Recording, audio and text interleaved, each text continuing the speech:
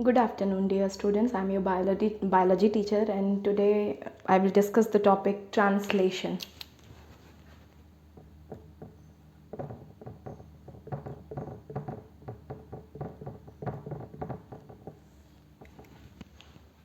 मैंने पहले ही आपको कहा था कि translation is gonna be little difficult. Reasons ये हैं कि अब तक जो आपसे बातें हो रही थी वो न्यूक्लियोटाइड बेस सीक्वेंस के टर्म्स में हो रही थी, चाहे वो डीएनए का रेप्लिकेशन हो, चाहे वो डीएनए का ट्रांसक्रिप्शन हो. दोनों ही बातों में लैंग्वेज कॉमन था. जितनी भी चीज़ें थी वो बातें, जो बात करने का जो साधन होता है, अगर वो सेम हो तो चीज़ें आसान से हो जाती हैं. तो अब तक में चाहे आपने रेप्लिकेशन पढ़ा हो, चाहे आपने ट्रांसक्रिप्शन पढ़ा हो, जो बात करने का जो मैकेनिज़्म है, आपस में इंटरैक्ट करने का मैकेनिज़्म जो है उनके इंग्रेडिएंट्स का, वो न्यूक्लियोटाइड रहा है. तो इसमें कोई दिक्कत नहीं आई. पर यहाँ से कहानी थोड़ी कॉम्प्लिकेटेड है. ट्रांसलेशन जो है, it is conversion of RNA to protein. RNA converts to, very specifically mRNA converts to protein. Now both these have different languages. RNA understands nucleotide. It is made up of nucleotide. You must be knowing what are the different type of nucleotide: adenine, guanine, cytosine and uracil. Instead of thiamine, it is uracil in mRNA. And here in protein, they understand the language of amino acid. They are made up of amino acids. There are 20 different amino acids recorded in a living organism.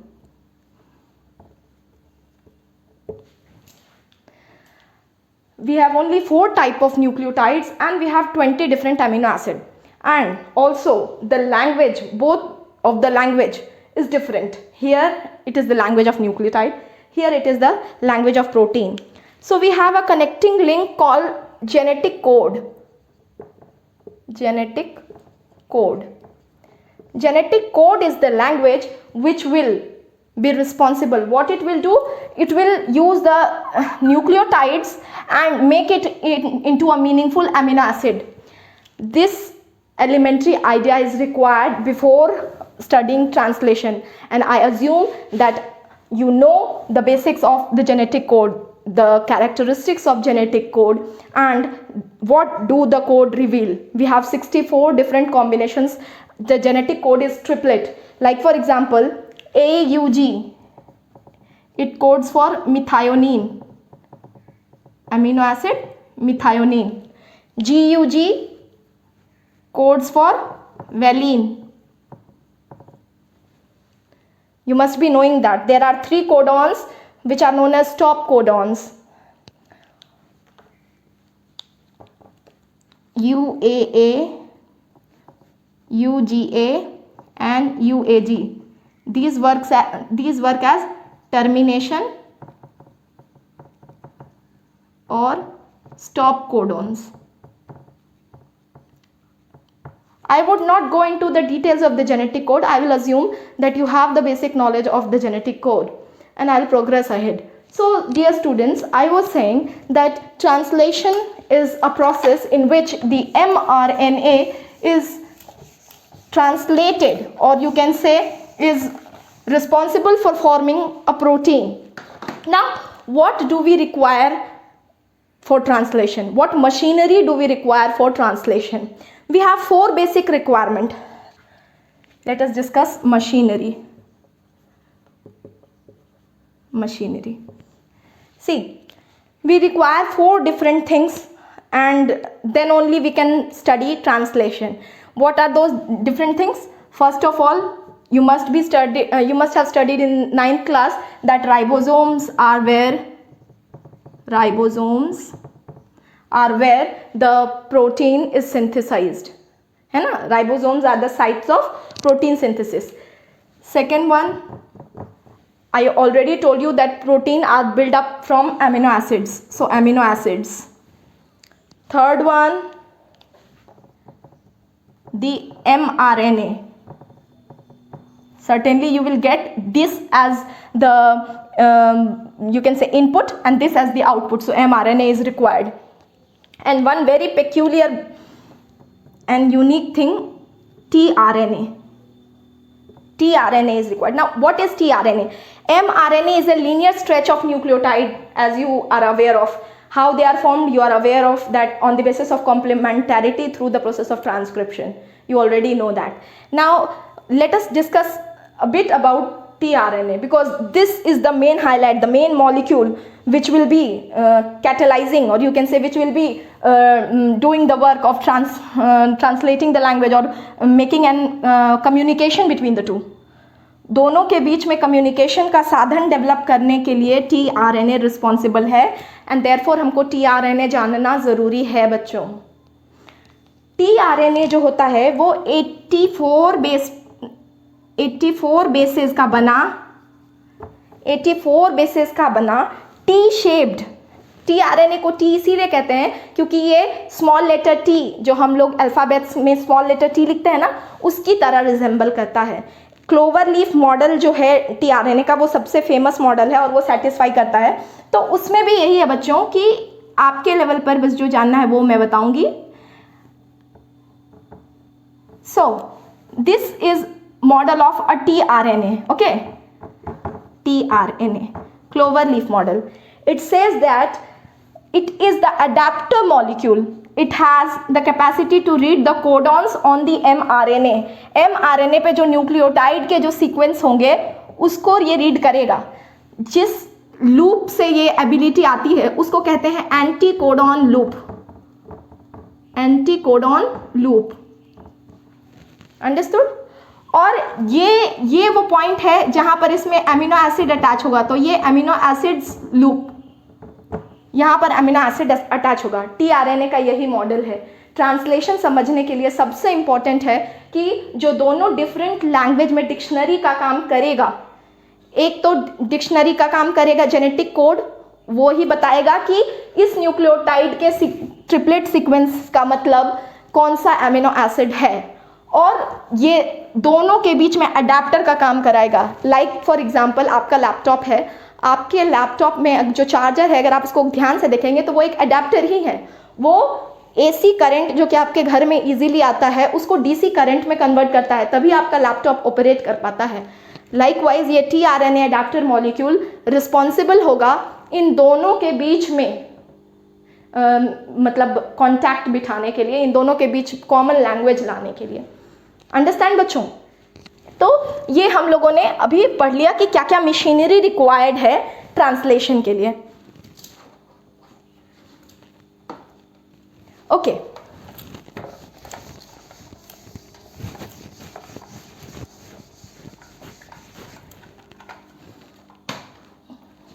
अब आपके लिए समझना ज़रूरी है थोड़ा सा detail कि ribosome जो है वो किस तरह का है. आपने 9th ग्रेड में जो पढ़ा था उससे काम नहीं चलेगा. जो राइबोसोम होता है वो 2 सब यूनिट से मिलकर बना होता है, एक स्मॉलर और एक लार्ज. अगर हम प्रोकैरियोट्स के केस में बात करें तो स्मॉलर सब यूनिट 30s और लार्ज सब यूनिट 50s. जब हम ये S लिख रहे हैं बच्चों, तो ये S लिखने का मतलब हमारे उस साइंटिस्ट के कंट्रीब्यूशन को याद करने से है जिन्होंने इसकी स्टडी में कंट्रीब्यूट किया था. S stands for सेवेजबर्ग.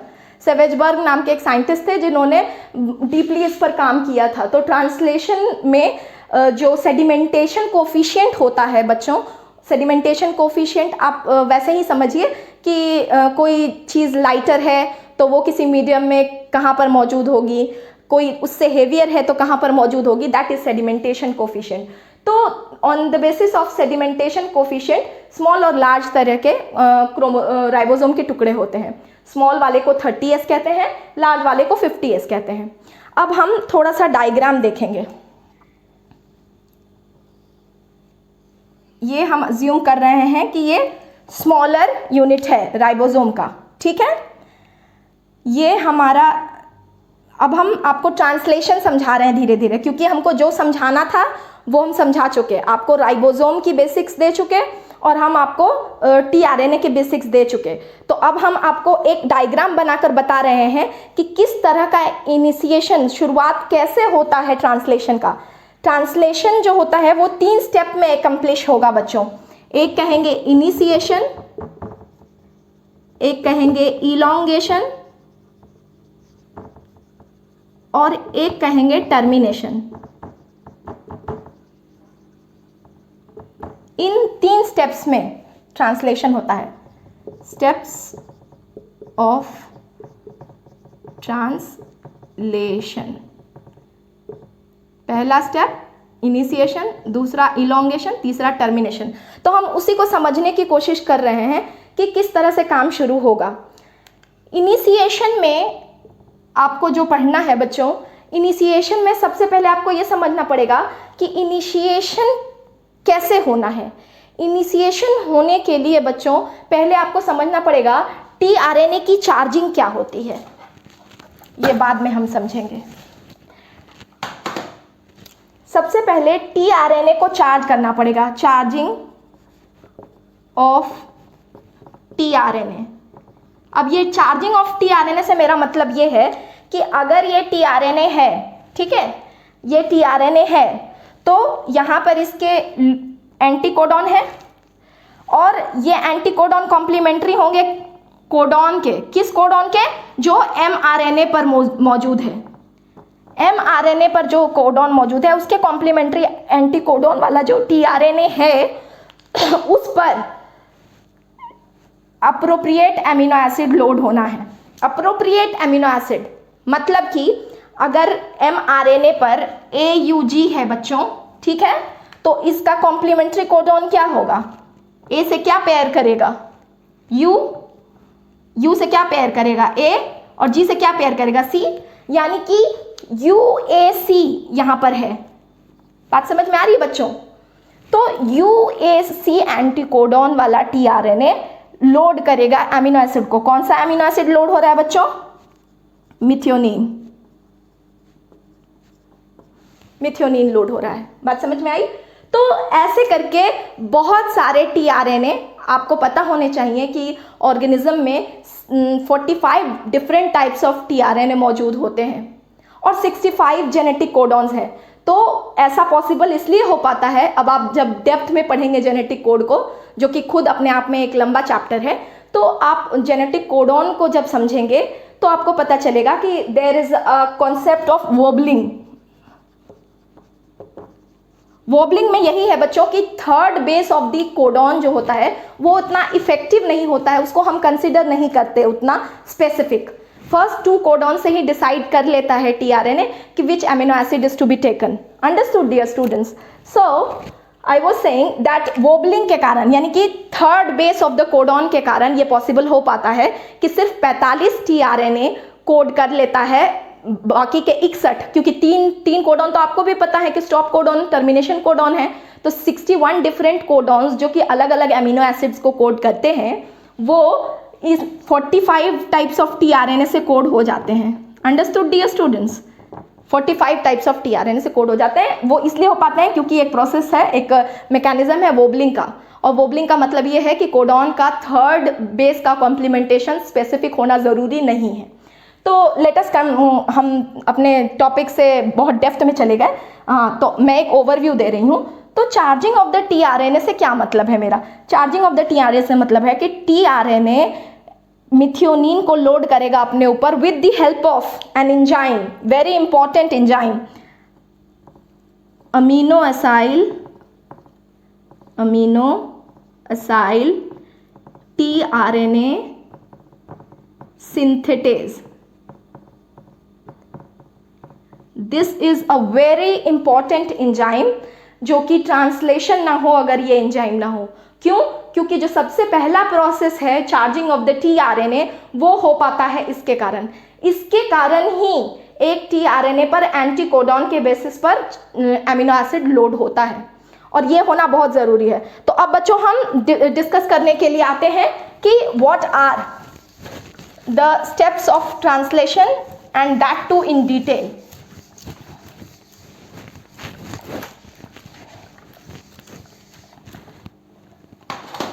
देखिए, सबसे पहले इनिशिएशन है, और इनिशिएशन होने के लिए मैंने आपको बच्चों बताया कि कुछ चीज़ों का होना ज़रूरी है। सबसे पहले 30S यूनिट ऑफ राइबोसोम आएगा। ये कौन सा राइबोसोम है? 30S ribosome. इस पर ये mRNA है। अंडरस्टूड बच्चों? ये mRNA आएगा, ठीक है। और पहला tRNA आएगा बच्चों, फर्स्ट tRNA। ये फर्स्ट tRNA, और आपको मैंने बता दिया कि इनिशिएशन जो होता है वो हमेशा एक ही कोडॉन को देखकर और किसी किसी केस में वैलिन को देख करके। जनरली क्या होता है बच्चों, इनिशिएशन मिथियोनिन से होता है, AUG से होता है, मगर किसी किसी केस में GUG वैलिन भी इनिशिएशन कोडॉन की तरह इस्तेमाल होता है। तो सबसे पहला tRNA आया, ठीक है। ये tRNA क्या लेकर आएगा बच्चों, आपको पता है? मिथियोनिन, है ना। इतना जब हो जाएगा बच्चों, with the help of different initiation factor IF 1 2 3, अभी हम प्रोकैरियोट्स के संदर्भ में समझ रहे हैं, इसलिए IF 1 2 3 लेबल कर रहे हैं। वैसे बहुत सारे नाम हैं यूकैरियोट्स में, 9 तक जाता है। तो हम ये कह रहे हैं कि इन सब के कारण इतनी असेंबली हो गई। अब इस पर बड़ा वाला राइबोसोम यानी 50S जो यूनिट है वो आया, 50S यूनिट ऑफ राइबोसोम। ये 50S यूनिट है। अंडरस्टूड बच्चों? 50S unit of ribosome. अब इस 50S यूनिट ऑफ राइबोसोम में बच्चों 3 क्लेफ्ट हैं, 3 पॉकेट्स हैं,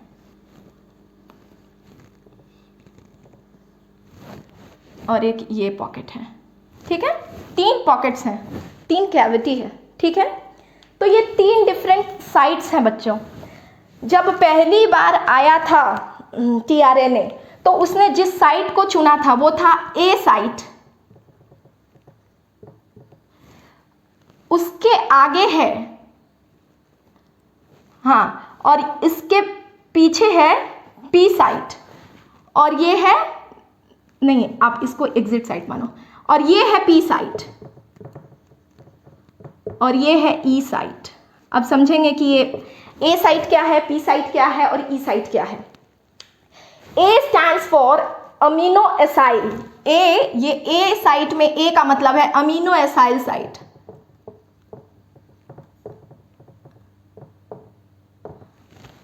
P साइट पेप्टिडाइल साइट, और E साइट मतलब एग्जिट साइट। अब क्या होगा बच्चों, देखिए, ये जो tRNA आया था, ठीक है, ये इस रीजन के कॉम्प्लीमेंट्री आया था। ये mRNA पे बहुत सारे कोडॉन्स हैं, है ना बच्चों, कोडॉन्स ही कोडॉन्स है कंटिन्यूटी में, 3 के पेयर की बात कर रहे हैं, ठीक है। तो धीरे धीरे करके ये mRNA अब स्लिप होगा और tRNA ढेर सारे आते रहेंगे बच्चों। tRNA कैसे tRNA आ रहे हैं, जो कि यहाँ के कॉम्प्लीमेंट्री हैं, इन कोडॉन्स के कॉम्प्लीमेंट्री वाले tRNA आ रहे हैं। किस चीज़ के साथ आ रहे हैं, तो कॉम्प्लीमेंट्री एमिनो एसिड्स के साथ आ रहे हैं। बात समझ में आ रही है बच्चों क्या हो रहा है? बात amino charging of the tRNAs पढ़ाया ना मैंने, तो उसमें सब चार्ज हो गए, मतलब लोड हो गए हैं। ये लेकर के ढेर सारा आ रहे हैं। किस रिस्पेक्ट में आ रहे हैं कि अगला कोडॉन कौन सा है, अगला मान लीजिए ल्यूसीन है, आइसोल्यूसीन है या ट्रिप्टोफान है, जो भी है, तो उसका एंटीकोडॉन वाला tRNA उस एमिनो एसिड को लेकर आता होगा, ठीक है। जैसे ही वो लेकर के आएगा, ठीक है बच्चों, यहां पर ला करके रखेगा। किस पर? यहां पर। अब यहां पर एक मौजूद है और एक यहां पर मौजूद है, ठीक है। ये भी अमीनो एसिड लेके आया है, ये भी अमीनो एसिड लेके आया है। अब इन दोनों के बीच में बच्चों, इन दोनों के बीच में इस साइट पर, पेप्टिडाइल साइट पर बच्चों, फॉर्म होगा बॉन्ड, ठीक है। बॉन्ड फॉर्म होगा। बॉन्ड क्या फॉर्म होता है, कि ये दोनों टीआरएनए एक दूसरे से फिजिकली सटे हुए हैं, उसी तरह से इस पर बियर किया हुआ अमीनो एसिड भी एक दूसरे से सटा हुआ है। तो इन दोनों के बीच में से एक वाटर मॉलिक्यूल निकल जाएगा और एक कोवेलेंट बॉन्ड, पेप्टाइड बॉन्ड का फॉर्मेशन होगा। अंडरस्टूड? अब क्या होगा कि ये ट्रांसफर आरएनए जो है इस पर ये वाला, ये जो पहले आया था वो खाली होके रिलीज हो जाएगा और ये जो ट्रांसफर आरएनए है ये दोनों को लेकर के अब बॉन्ड फॉर्म हो गया है ना, तो ये वाला इस पे जंप कर जाएगा। अंडरस्टूड? अब हम नेक्स्ट स्टेप में जब ड्राइंग करेंगे तो इसको पी साइट पे ना बना करके अब इसको ए साइट पे बनाएंगे। समझ में आ रही है बात? और ये जो ए साइट वाला जो खाली टीआरएनए है वो एग्जिट साइट से हो करके निकल जाएगा, यहां से हो करके ये निकल जाएगा। अंडरस्टूड? ये एम्प्टी हैंडेड, अब इसके पास कुछ भी नहीं है, अब ये एम्प्टी हैंडेड जा रहा है।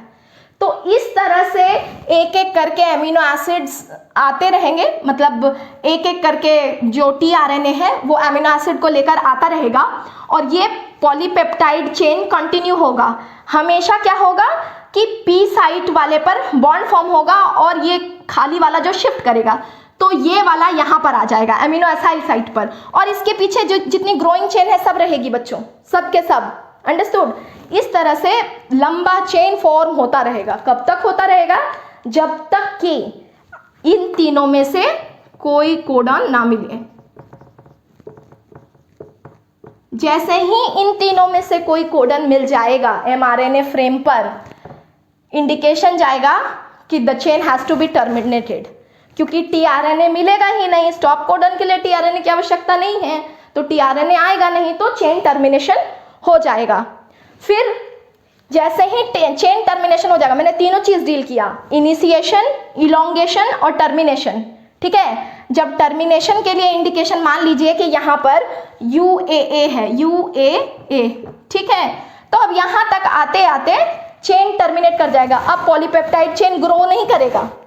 अंडरस्टूड? और ये एक फैक्टर आएगा जिसका नाम है RF फैक्टर, रिलीज फैक्टर। ठीक है? रिलीज फैक्टर आएगा और उसके कारण ये सारे डिसअसेंबल हो जाएंगे। 30S अलग चला जाएगा, mRNA अलग चला जाएगा और 50S अलग हट जाएगा, tRNA वापस चले जाएंगे। अंडरस्टूड? तो ये पूरा प्रोसेस ट्रांसलेशन का खत्म होता अगर सिर्फ यहीं तक का काम है तो, पर पोस्ट ट्रांसलेशनल मॉडिफिकेशन भी होता है बच्चों।